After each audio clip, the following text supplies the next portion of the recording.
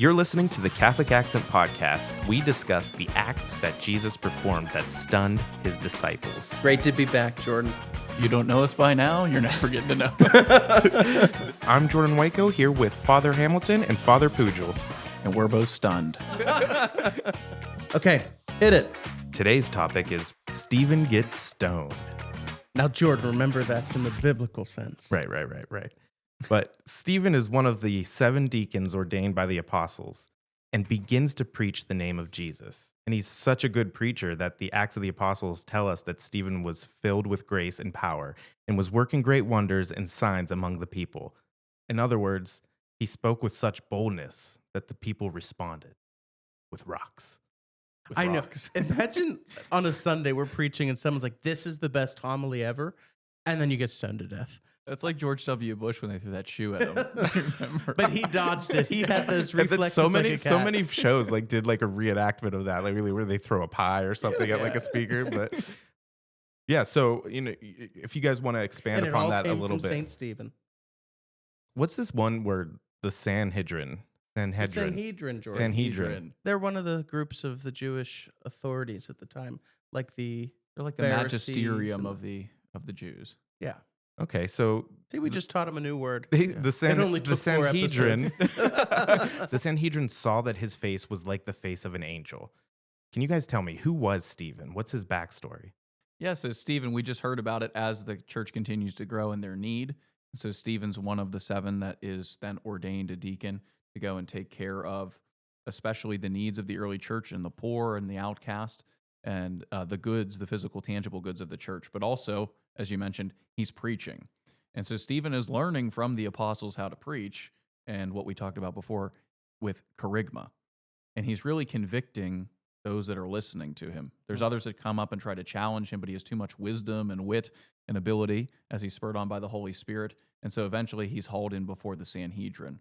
We remember the Sanhedrin from the time of Jesus' own trial, that these are the Jewish leaders of whether that be the rabbis, but also part of that would be the Sadducees, the priests of the temple. Those are in a Jewish authority structure. And so as they called Christ before them, they took Christ up upon the charges of what? Blasphemy, right? That he's blaspheming God by saying that he is the Son of God, that he has a divine nature, and so on and so forth. And Jesus talks about the Son of Man riding upon the clouds as an allusion back to the Old Testament of the prophecy of Daniel. And then what do? They rip their garments, rend their garments, and then they condemn him right there. And then hand him over to Pilate, of course, the Romans, for Jesus to be crucified. Who was he, though? Where did he come from? He would have responded to the charisma, one of those first groups. And what's interesting, too, with Stephen, before we get into the whole story, is also we have to look at when the church celebrates Stephen. And so the feast of St. Stephen is celebrated the day after Christmas. And so we celebrate the birth of Christ, who came to save the world. And the very next day we celebrate the first martyr, who, as we celebrate his birth into glory, his birth into heaven, who gave his life just as Christ would. The Acts of the Apostles contains a long discourse from Stephen to the Jewish Sanhedrin that gives a summary of salvation history, starting with Abraham through the Exodus accounts of Moses to the building of the temple, proclaiming the glory of God, and that despite all of these things, the people did not listen. So more or less, Stephen's just roasting them. He's going back in salvation history and saying, this is how God has shown his glory and his promise, and this is how the people of Israel continually rejected it.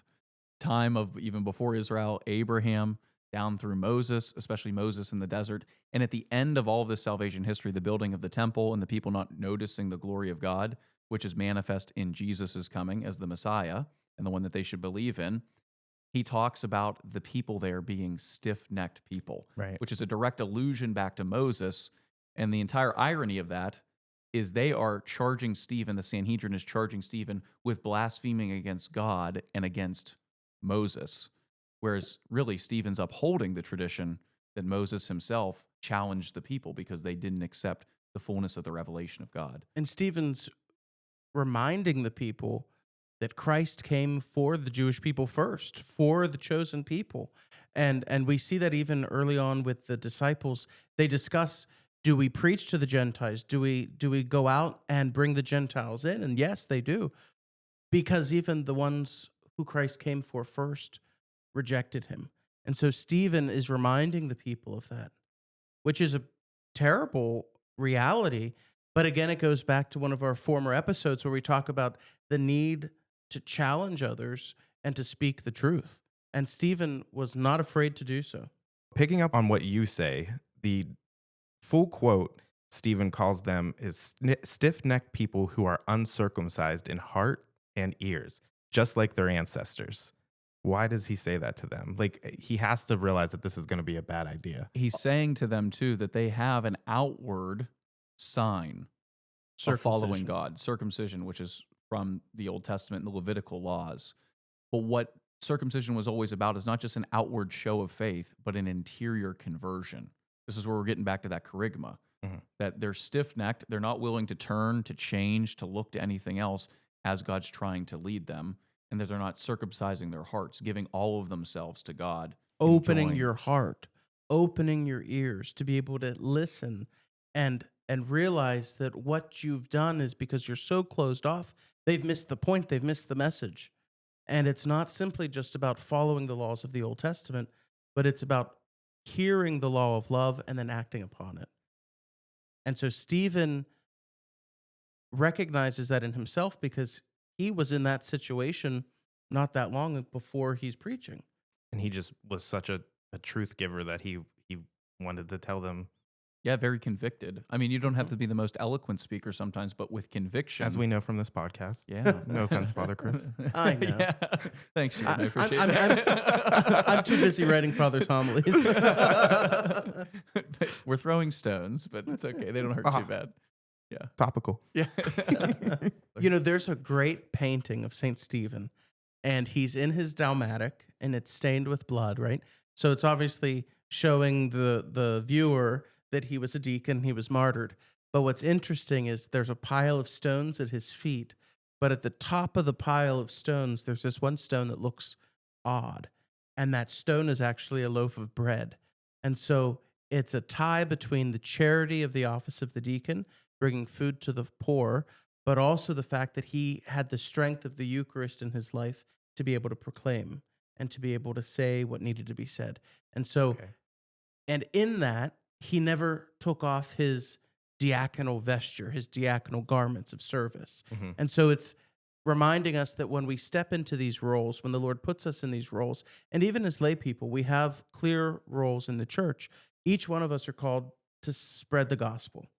And that doesn't mean that we remove ourselves from our situation in life, but rather we find a way to preach in that way, whether we're at work, we're at school, or you're sitting here behind your computer.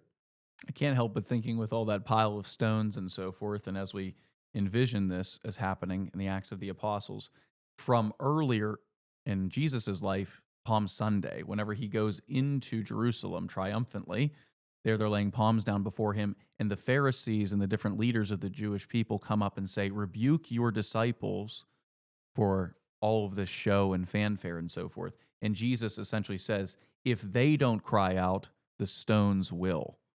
And so in Stephen's own story, what is crying out to heaven? Well, the stones, the martyrdom of Stephen, the great witness of the truth of the gospel, which is, I'm not backing off of this. I stand right here. This is Calvary. This is the truth, and I'm willing to die for it, which always makes converts. When you see somebody like that, what did he have to gain from that? Really, in the way of the world, nothing, but in everything with the Lord. And so he looks to heaven and he sees Jesus there.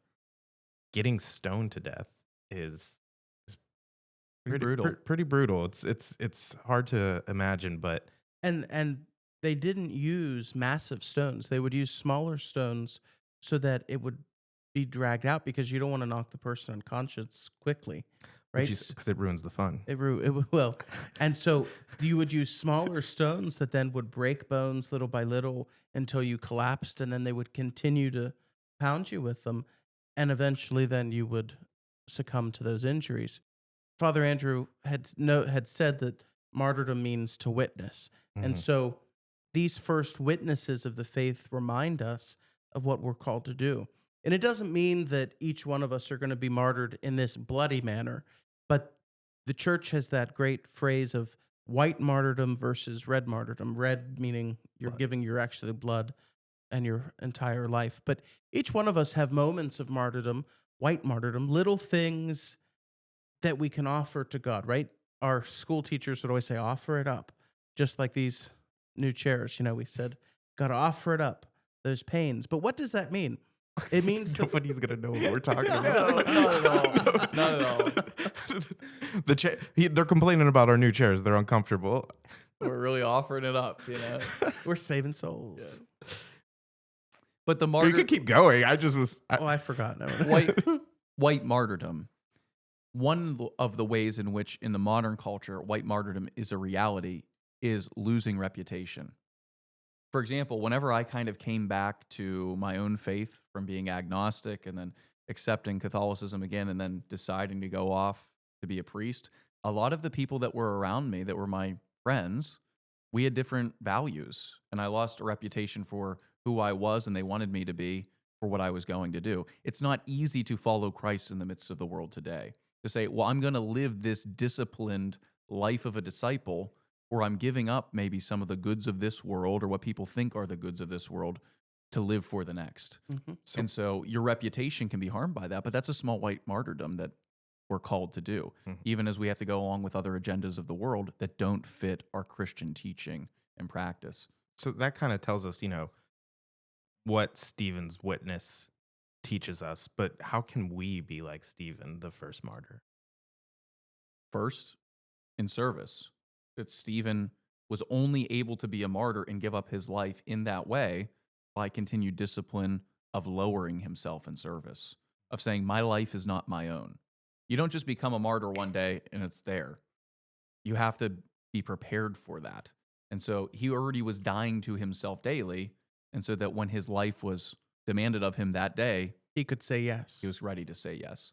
And the other tie with the martyrdom of St. Stephen, think about the woman caught in adultery in the Gospels, who is encircled by the very people who killed Stephen. And they were ready to kill this woman, stone her to death. And what does Jesus do? Stops and asks that who is without sin should throw the first stone. And they all, one by one, drop their stones to the ground and disperse. And then the woman converts and changes her heart. And so we see this play all throughout the scriptures. And anytime we're willing to risk it all, just like Jesus was risking himself to save that woman, we find people really hold on to that, and that makes disciples.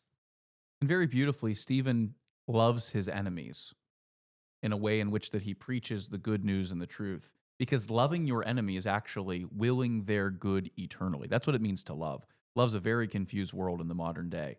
People want it to be a bunch of different things.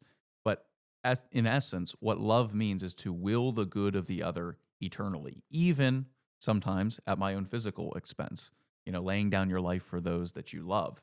And so Stephen isn't embittered by all of this different show of force against him and so on. But what does he cry out right before he dies?